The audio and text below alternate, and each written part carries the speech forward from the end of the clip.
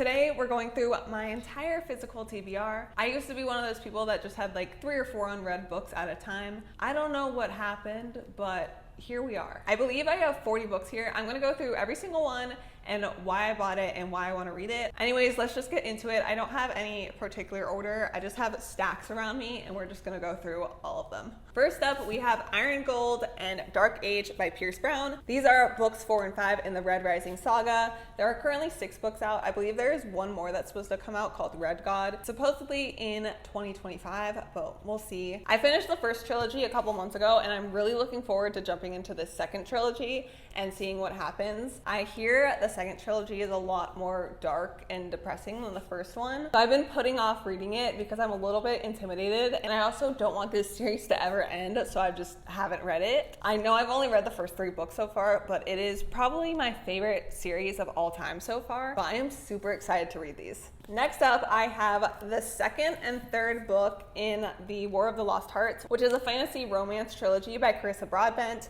Carissa Broadbent is who wrote The Serpent and the Wings of Night, which is one of the most popular fantasy romance books on Book Talk and Booktube. So we have Children of the Fallen Gods and Mother of Death and Dawn. I really enjoyed the first book, Daughter of No Worlds. I gave it 4 stars. The male main character in this book, Max, is probably the best book boyfriend I've ever read. So if you need a new book boyfriend, I would recommend this series. Then we have The Will of the Many. This came out, I believe, in 2023. It is a fantasy book. I've heard incredible things about this and I'm super excited to read this. Bought it like right when it came out, but I honestly don't know why I haven't read it yet. I've heard such good things, but I'm pretty sure I'm gonna love it once I finally do read it. And then we have Empire the Vampire by Jay Kristoff. This is a dark fantasy book, obviously about a vampire. I don't know too much about this, but I've either heard that you absolutely love it or you really don't like it at all. So I'm excited to see what group I fall into. Something I really like about this book is it has cool artwork throughout it, so you can kind of envision the story a little bit more, which I really like. And I've been putting off reading this just like many of the others, but I really need to get to this. And then we have The Adventures of Amina al-Sarafi. This is a standalone fantasy book. I've heard incredible things. It has a more mature female lead, which I'm very excited to read about. So it's nice to have someone that's a little bit older, and I'm just really excited to give this a try. And then we have Royal Assassin and Assassin's Quest by Robin Hobb.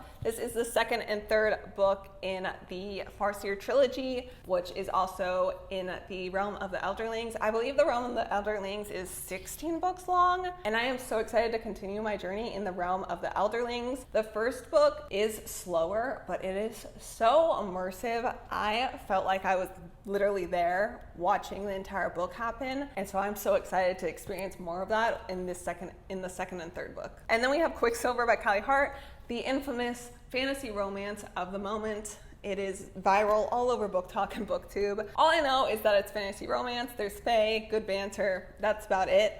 I'm really hoping I like this as much as everyone else does, but we will see. But I am super excited to give it a try. Then we have The Final Empire by Brandon Sanderson. This is the first book in the Mistborn trilogy. I have been wanting to step into Brandon Sanderson's Cosmere and get into the entire world, but I've been a little intimidated because there are so many books, but I really want to read Mistborn and then get into the Stormlight archives. So I have a feeling I'm going to absolutely love this, but I can't wait, and I absolutely love this cover.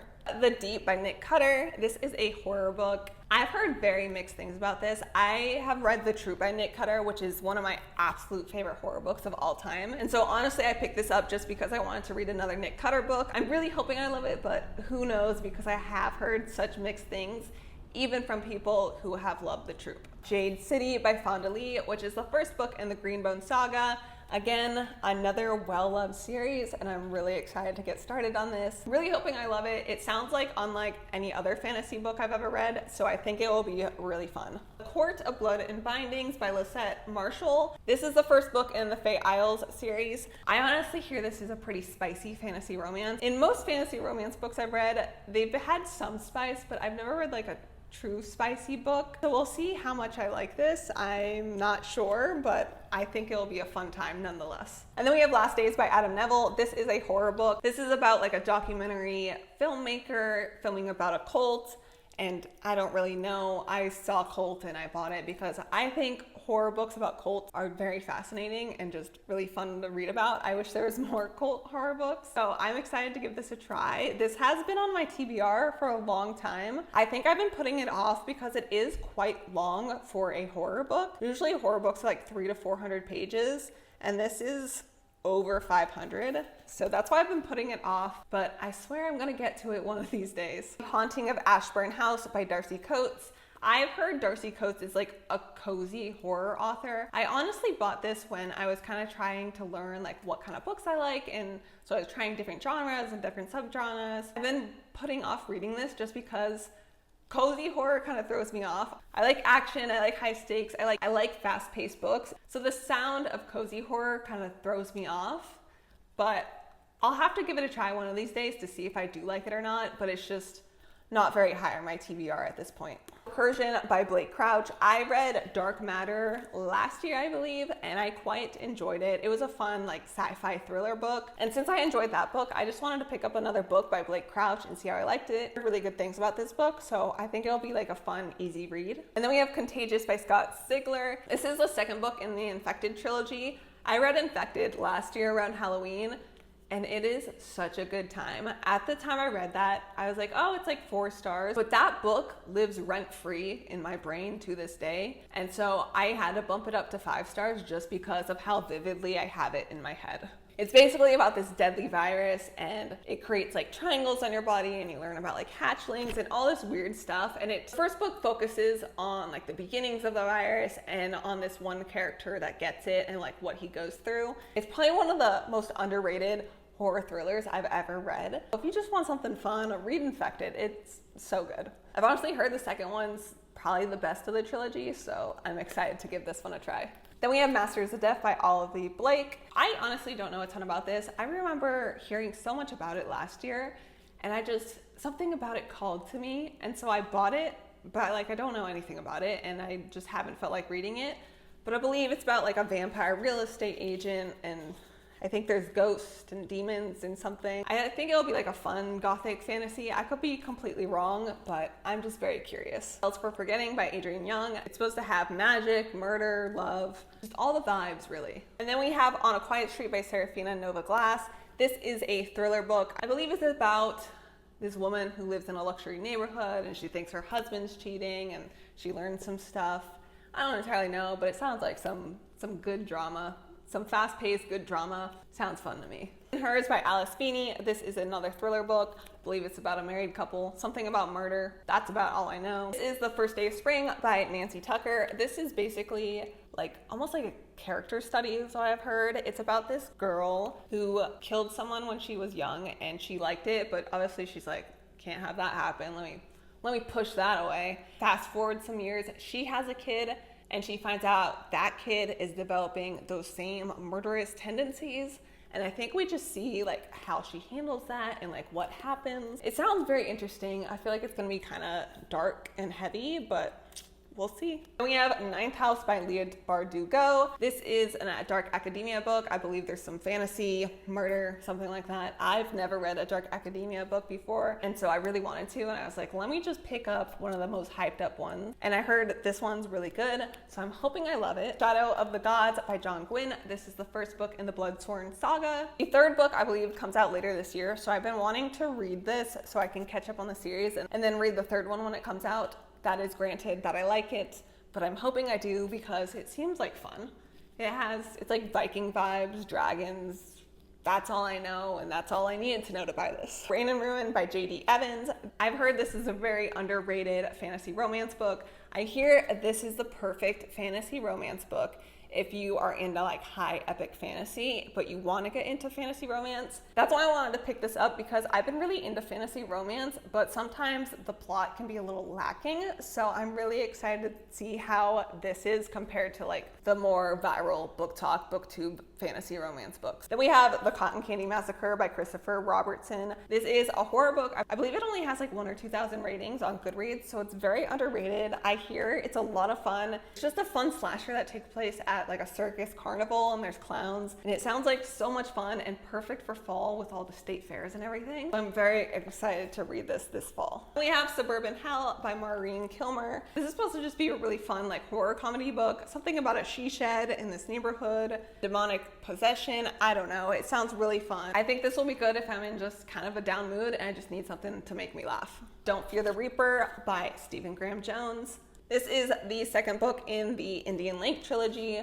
The first book was My Heart is a Chainsaw. The first book, My Heart is a Chainsaw, was like honestly like a homage to horror movies. There are so many horror movies and just horror references. So if you love horror, I'd recommend it. Stephen Graham Jones does have a very unique writing style that some people love. I found it like a little bit hard to read, but it's fun. I'm curious on what happens next. So I picked up the second book, and then I guess we'll see how I like this one, and if I like it, then I'll pick up the third one. This Cruel and Lovely by Stacia Stark. I've heard very good things about this. I read the Kindred's Curse saga and absolutely loved and demolished that book. So I've heard this is good if you enjoyed Spark of the Everflame and the rest of the Kindred's Curse saga.